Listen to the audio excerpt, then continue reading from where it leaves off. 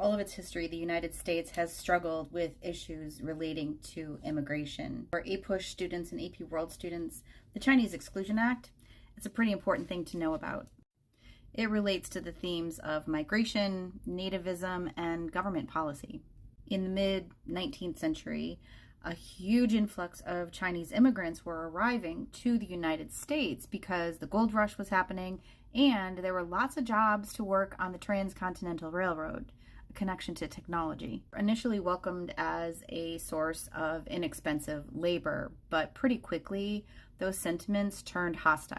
Economic anxiety merged with racial prejudice, and it led to the passing of the Chinese Exclusion Act.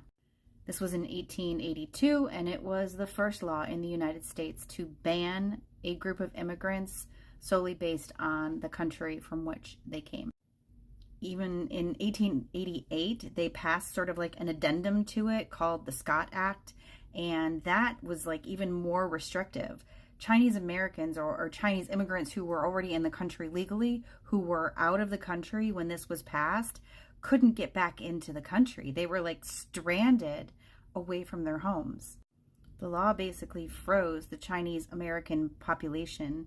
It forced Chinese Americans into enclaves or like Chinatown type communities. And any Chinese immigrants who were already here who weren't already citizens, they could not become naturalized citizens. And so it stayed until 1941. What was happening in 1941? World War II. Who were we allies with? Other than the obvious, Great Britain, France, China was one of our allies because Japan had invaded China. Now, Japan actually used the Chinese Exclusion Act as propaganda to like basically diss the United States. Like, hey, the US, racist country, look at that. They won't even allow the Chinese to come in. And so as a result of that, President Franklin Roosevelt pressured Congress to like ease up a bit. So they did, but the catch was they still greatly limited the number of Chinese immigrants that could come into the country. And until 1965, only 105 Chinese immigrants were allowed to legally enter the country every year. What happened in 1965?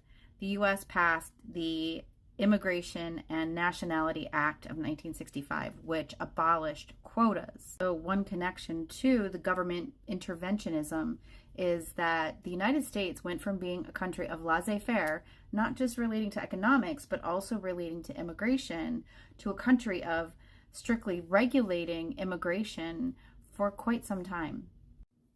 Want to know more?